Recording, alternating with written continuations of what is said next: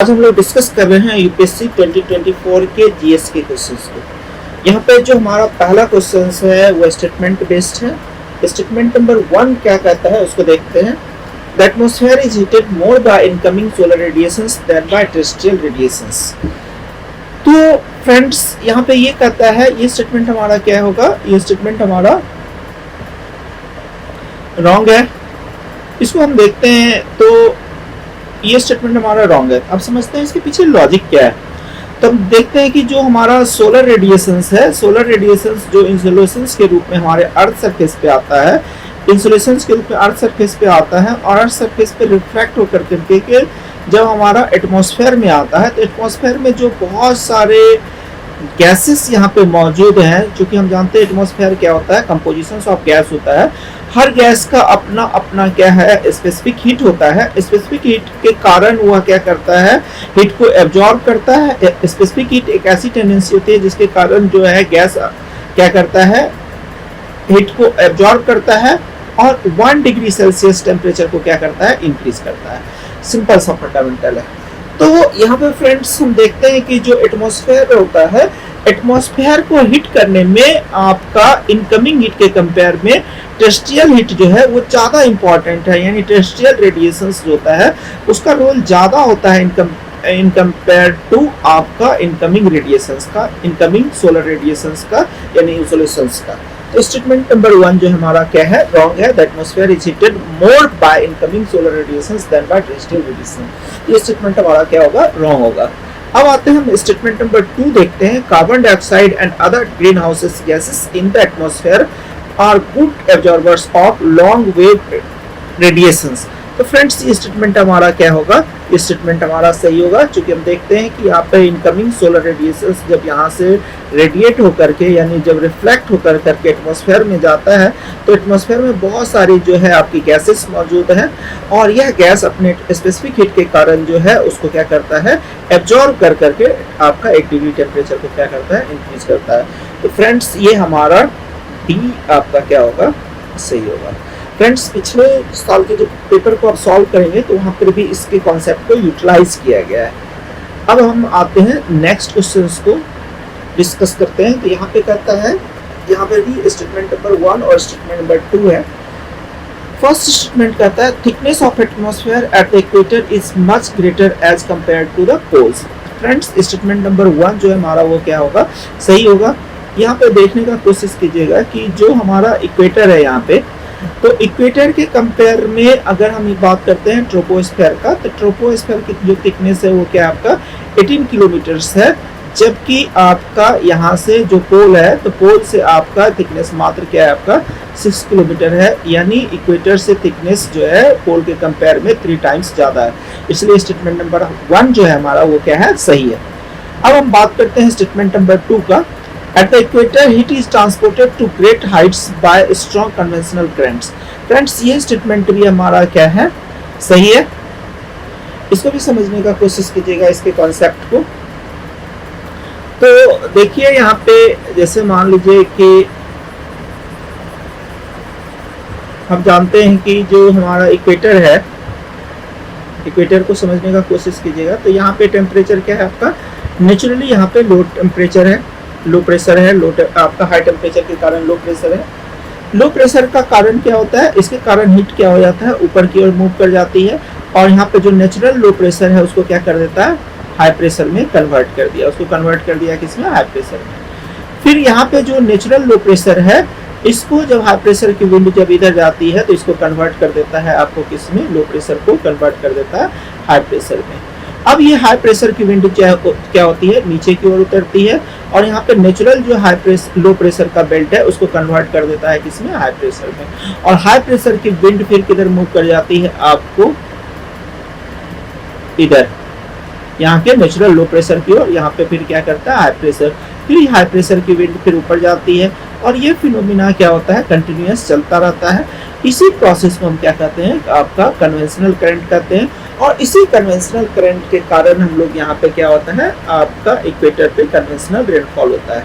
ठीक है friends, conventional क्या होता है, एक सर्टेन डायरेक्शंस में आपका विंड का क्या होता है, मूवमेंट को क्या कहते हैं, कन्वेंशनल करंट कहते हैं। इसलिए इक्वेटर पे जो हीट ट्रांसपोर्ट होता है, वो हीट के ट्रांसपोर्ट होने का जो सबसे बड़ा कारण होता है तो वो है आपका इक्वेटोरियल एरिया में आपका कन्वेंशनल करंट का आपका चलना। यहाँ पे स्टेटमेंट नंबर 1 भी सही है और स्टेटमेंट नंबर 2 भी सही है और स्टेटमेंट 2 एक्सप्लेन्स स्टेटमेंट नंबर 1। इसका आंसर क्या हो जाएगा आपका 1। नेक्स्ट आते हैं फ्रेंड्स, बहुत ही सिंपल सा क्वेश्चन है वॉल्केनो का। हम देखते हैं कि जब वॉल्केनो इरप्ट होता है, आपका वॉल्केनो का जब इरप्शंस होता है, इरप्शंस के कारण जो है आपका बहुत सारे आपको पायरोक्लास्ट डेब्रिस होते हैं, जो आपके मटेरियल्स होते हैं, वो डेब्रिस जो होता है वो आपका यहाँ से क्या होता है, आपका एक्सप्लोजन के माध्यम से बाहर निकलता है। फिर आपका एस एंड डस्ट भी होता है, नाइट्रोजन कंपाउंड्स भी होता है, सल्फर कंपाउंड्स होता है। तो नाइट्रोजन एंड सल्फर कंपाउंड्स जो बाद में हम देखते हैं कि आपकी एसिड रेन के लिए भी क्या हो जाती है, रिस्पॉन्सिबल हो जाती है। तो यहाँ पे आपका स्टेटमेंट नंबर जो है 1, 2, 3, 4 ये चारों स्टेटमेंट यहाँ पे आपके क्या होंगे, आपका वॉल्केनिक इरप्शंस का क्या होंगे, प्रोडक्ट होंगे। नेक्स्ट ऑप्शंस के लिए जो हम आते हैं फ्रेंड्स, नेक्स्ट क्वेश्चन है क्वेश्चन नंबर 4। यहाँ पे कहता है which of the following is या आर करेक्ट इन्फ्लुएंस या from isothermal maps in the month of January. यहाँ पे देखिए बहुत इंपॉर्टेंट वर्ड है यहाँ पे, in the month of January. एक टर्म से आइसोथर्म्स। आइसोथर्म्स हम जानते हैं कि आइसोथर्म्स क्या होता है, तो डेफिनेटली फ्रेंड्स आइसोथर्म्स क्या होता है, इक्वल थर्मल लाइन को, इक्वल आपके टेम्परेचर एरिया को मिलाने वाला लाइंस क्या होता है, आपका आइसोथर्म्स होता है। अब हम बात करते हैं जनवरी महीने में, तो देखते हैं यहाँ पे हमारा नॉर्थ हेमिस्फीयर, ये हमारा इक्वेटर हो गया, ये हमारा नॉर्थ हेमिस्फीयर हो गया, ये हमारा साउथ हेमिस्फीयर हो गया। तो साउथ हेमिस्फीयर में आपका जनवरी का महीना है, तो जनवरी के महीने में आपका क्या देखते हैं, सन किधर होता है, आपका साउथ हेमिस्फीयर में होता है। तो साउथ हेमिस्फीयर के कारण जो है हमारा जो लैंड मास होता है, जिसको हम कॉन्टिनेंट कहते हैं, और ओशनिक बॉडी जो होता है ना, ओशनिक बॉडी होता है या वाटर बॉडी जो होता है, उस पर हम देखते हैं क्या इम्पैक्ट होता है। तो हम जानते हैं कि आपका वाटर बॉडीज का स्पेसिफिक हीट क्या होता है, वाटर बॉडीज का स्पेसिफिक हीट जो होता है वो ज़्यादा होता है, जबकि लैंड मास का स्पेसिफिक हीट क्या होता है, कम होता है, और इसीलिए ये क्या हो जाता है, जल्दी हीट कर जाता है। इसीलिए यहाँ पे आप देखिए, यहाँ पे स्टेटमेंट है south over the south continent, यहाँ पे ये आपका टेम्परेचर वेरिएशंस जो होता है, स्पेसिफिक हीट डेविएशंस के कारण आपका जनवरी मंथ में यहाँ पे क्या हो जाता है, आपको साउथ हेमिस्फीयर में ओशनिक पार्ट्स पे आपको क्या होता है, ज़्यादा आपको दिखता है। ओशनिक पार्ट्स के कंपेयर में आपका लैंड मास ज़्यादा हिट होता है, इसलिए लैंड मास जो है, यहाँ पे आपका साउथ हेमिस्फीयर में आपका ओशन वाले पार्ट्स पे, ये नॉर्थ हेमिस्फीयर में होगा, और साउथ हेमिस्फीयर में कॉन्टिनेंट वाले पार्ट्स पे आपको ज़्यादा दिख रहा होगा। यहाँ पे ये कॉन्सेप्ट आपका क्लियर है। नॉर्थ हेमिस्फीयर में हम देखते हैं कि जनवरी वाले मंथ में आपका जो कॉन्टिनेंटल पार्ट्स है और आपका ओशनिक पार्ट्स है, ऑलमोस्ट दोनों पे, चूंकि विंटर सीजन है इस समय जनवरी का महीने, तो दोनों पे इक्वल होता है। बट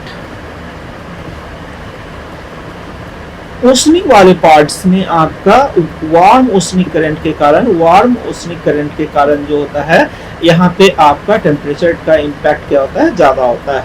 टेम्परेचर वेरिएशंस यहाँ पे, आइसोथर्मल लाइन का डेविएशंस यहाँ पे ज़्यादा होता है।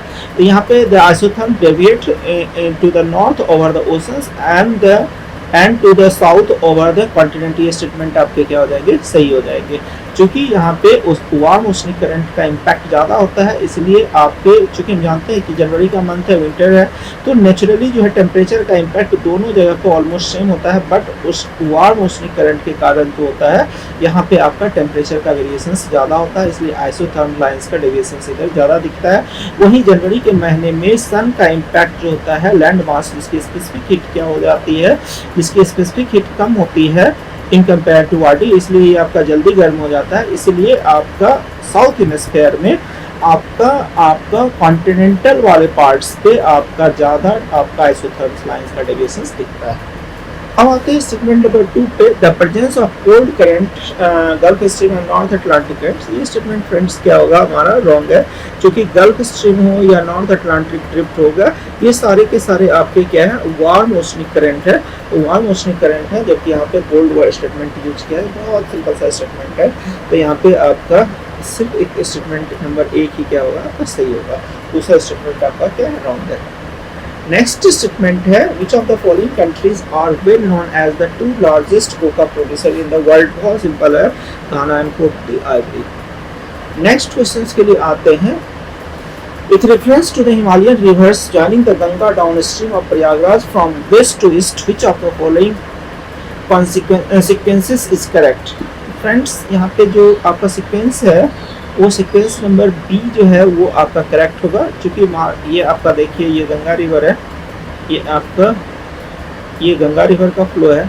तो गोमती रिवर जो है यहाँ पे देखिएगा कि जो गोमती रिवर है ये यहाँ पे गाजीपुर के आसपास जो है, गाजीपुर जो है गंगा रिवर में आकर के मिलती है, जबकि जो है घाघरा रिवर जो है छपरा या सारण में आकर के गंगा नदी में मिलती है। गंडक रिवर जो है ये आपका सोनपुर में आकर के गंगा में मिलती है, एंड कोसी जो है कटिहार के आसपास आपका क्या है गंगा में आकर के मिलती है। यानी हम देखते हैं कि वेस्ट टू ईस्ट में अगर देखते हैं तो हमारा बेस्ट ऑप्शन क्या है, गोमती, घाघरा, गंडक एंड कोसी, यानी आंसर नंबर बी। नेक्स्ट इस क्वेश्चन से हमारा rainfall is one of the reason for weathering of rocks. Definitely जो ये रॉक्स होता है इसको समझने का कोशिश कीजिए। रॉक्स की वेदरिंग का कारण क्या है, तो डेफिनेटली आपका टेम्परेचर होने के कारण क्या होता है, टेम्परेचर जब ज़्यादा हो जाता है और तो ये क्या हो जाता है एक्सपेंड हो जाता है, रॉक्स क्या हो जाती है आपका एक्सपेंड होता है। जब टेम्परेचर कम होता है तो आपका रॉक्स क्या हो जाता है, इसमें एक्सपेंशन कम हो जाता है, ये सिंपलाइज हो जाता है यानी सिकुड़ जाता है। इसके फैलने एंड सिकुड़ने के कारण रॉक्स क्या हो जाती है लूज हो जाती है, इसलिए क्या हो जाता है लूज कर जाती है। और जब रेनफॉल हो जाता है तो ये क्या हो जाता है, ये आपका ब्रेक कर जाता है, छोटे छोटे टुकड़े में ये क्या हो जाता है बट जाता है। इसी प्रोसेस को हम लोग क्या कहते हैं वेदरिंग कहते हैं। तो rainfall is one of the reasons for weathering of rocks, ये स्टेटमेंट आपका क्या होगा सही होगा। स्टेटमेंट नंबर 2 है rain water contents carbon dioxide in solutions, definitely ये स्टेटमेंट सही है। फिर है आपका rain water contents atmospheric oxygen, ये भी स्टेटमेंट सही है, यानी आपके तीनों स्टेटमेंट सही हैं। अब ऑप्शंस में देखते हैं कि both statement 2 and statement 3 are correct and both of them explain statement 1, यानी इसका आंसर क्या हो जाएगा फर्स्ट होगा। ठीक है, 7th में आपका क्या होगा, क्योंकि आपका ऑक्सीजन की प्रेजेंस और कार्बन डाइऑक्साइड के प्रेजेंस के कारण जो होता है आपका वेदरिंग फिनोमिना जो होता है वो काफ़ी तेजी से होता है, क्योंकि ये दोनों काफ़ी इंपॉर्टेंट रोल्स ये दोनों जो हैं आपके मौजूद होते हैं रेन वाटर्स में, और ये वेदर करने में आपको केमिकल कंपोजिशंस केमिकल रिएक्शंस को फास्ट करने में एक इम्पॉर्टेंट रोल प्ले करता है। इसलिए फ्रेंड्स जो है हमारा ए ऑप्शन होगा। नेक्स्ट ऑप्शन है विच ऑफ द फॉलोइंग्स जो है ये नॉर्थ सी बेस्ड है। तो जो हम देखते हैं कि यहाँ पे ब्रिटेन हो गया, यूके, यहाँ पे आपका नॉर्थ सी हो गया, यहाँ पे आप देखते हैं क्या है आपका नॉर्वे हो गया, स्वीडन हो गया, और फिनलैंड थोड़ा सा हट करके यहाँ पे आपका कोपेनहेगन हो गया, इधर आपका क्या हो गया जर्मनी हो गया, डेनमार्क, जर्मनी, पोलैंड, डेनमार्क, ये सारे कंट्री हैं। इधर आपका क्या हो गया रसिया हो गया। तो फ्रेंड्स यहाँ पे नॉर्थ सी से जुड़ा हुआ क्या होगा, तो फिनलैंड तो होगा नहीं, जर्मनी होगा, नॉर्वे होगा, रसिया होगा नहीं, यानी सिर्फ 2 ही इसके क्या होंगे मैच कर रहे हैं। ठीक है फ्रेंड्स, नेक्स्ट वाटरफॉल्स और रिवर्स पे दिया गया धुआंधार false Malwa reason Madhya Pradesh, India का जो है बिगेस्ट आपका इंडिया बिगेस्ट जो है आपका वाटरफॉल्स है जो नर्मदा रिवर पे, ये बहुत ही आसान सा क्वेश्चन है। इधर कुंडरू फॉल्स रांची में है आपका, छोटा नागपुर प्लेटफॉर्म सुवर्णरेखा नदी पे, ये भी आपके सही मैच किए हैं। गरसप्पा या जॉग फॉल्स जो होता है ये वेस्टर्न घाट में शरावती रिवर पे है, ये किस रिवर पे आपका शरावती रिवर पे है, इसलिए आपका थर्ड ऑप्शन क्या हो गया रॉन्ग हो गया, यानी केवल ओनली 2 इज करेक्टली मैच्ड होगा। यानी सब देखिए क्वेश्चंस को जो है ना पीसीएस लेवल के क्वेश्चंस यानी प्रीवियस ईयर के क्वेश्चंस को जिसने भी अच्छे से सॉल्व किया होगा बहुत अच्छा मतलब परफॉर्मेंस देने जा रहे हैं। यानी प्रीवियस ईयर क्वेश्चंस को बार बार बनाइए, उससे आपके सारे क्वेश्चन सॉल्व होने वाले हैं। बहुत ही बेसिक्स क्वेश्चंस इन्होंने पूछा है इस बार। नेक्स्ट क्वेश्चन है सेंट्रल एशिया है, माउंटेन्स है, रीजन्स है, माउंटेन्स है और टाइप्स पूछा गया है। तो अब देखते हैं रीजन्स में सेंट्रल एशिया में वोसगास जो है ये फोल्ड माउंटेन्स नहीं है, बल्कि ये क्या है आपका ब्लॉक माउंटेन्स है। ये क्या है आपका ब्लॉक माउंटेन्स का एग्जांपल, ये गलत है। यूरोप में आल्प्स जो है ये ब्लॉक माउंटेन्स दे दिया गया है, ये गलत है। जबकि आपका आल्प्स हिमालय सब क्या है आपका यंग फोल्ड माउंटेन्स है, इसलिए स्टेटमेंट ये भी दूसरा ही गलत है। नॉर्थ अमेरिका का अपलेशियन ये फोल्ड माउंटेन्स है। साउथ अमेरिका का एंडीज जो है ये भी आपका क्या है फोल्ड माउंटेन्स है, यानी दो ऑप्शन आपके क्या है करेक्टली मैच्ड है।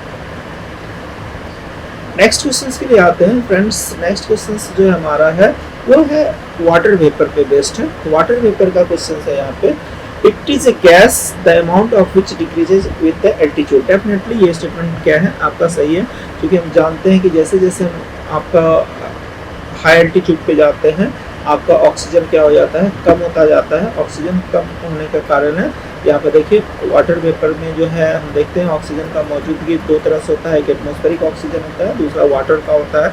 तो जैसे जैसे हम अर्थ सरफेस पे ऊपर जाते जाते हैं वैसे वैसे आपका वाटर वेपर क्या हो जाता है सैचुरेट हो जाता है, और जो है वाटर वेपर आपका क्या हो जाता है आपका ऑक्सीजन कम होने लगता है। इसलिए यहाँ पर जो है हाई एल्टीट्यूड पे हम देखते हैं कि वाटर वेपर्स जो है वो क्या हो जाता है आपका डिक्रीज हो जाता है। ये स्टेटमेंट आपका क्या है सही है। अब आते हैं स्टेटमेंट नंबर 2 पे, its percentage is maximum at the poles. ये स्टेटमेंट क्या है आपका रॉन्ग से, ये स्टेटमेंट आपका रॉन्ग से, यानी सिर्फ एक ही सही होगा इसमें। नेक्स्ट है annual and daily range of temperature is low. अब देखिए annual and daily range of temperature is low, first option को लेकर के चले, इक्वेटोरियल वाला तो होगा ही नहीं, ये तो ऑप्शन ऐसे ही खत्म हो गया। Precipitations occurs throughout the years, तो ये आपका सब ट्रॉपिकल रीजन भी ऐसे ही खत्म हो गया।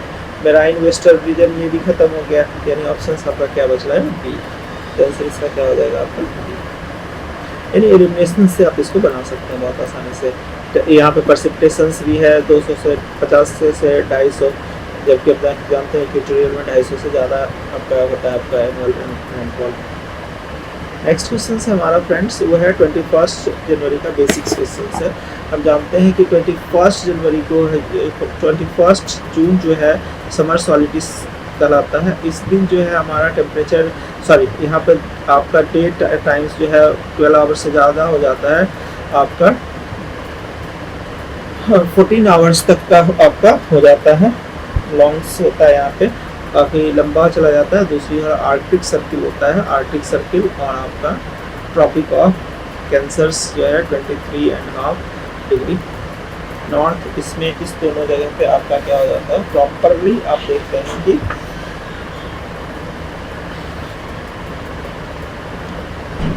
आपका 12 घंटे से ज़्यादा आपको यहाँ पे दिख रहा होता है,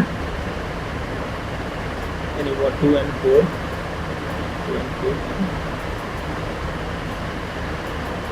Next question है one of the following regions has the world largest tropical peatlands which holds about 3 years worth of global carbon emissions from fossil fuels and the possible restrictions of which can exert detrimental effects on the global climate. Which of the following denotes the region? Answer will be Congo regions. तो friends हम लोग देखते हैं कि बहुत ही simple तरीके से question पूछा गया, बेसिक क्वेश्चन पूछा है। जिन्होंने पिछले ईयर के क्वेश्चंस को बहुत प्रैक्टिस किया है और उसके कॉन्सेप्ट को एनालाइज किया है वो बहुत अच्छा परफॉर्म करने जा रहे हैं इस तरह के इस साल के प्रीलिम्स के क्वेश्चंस में।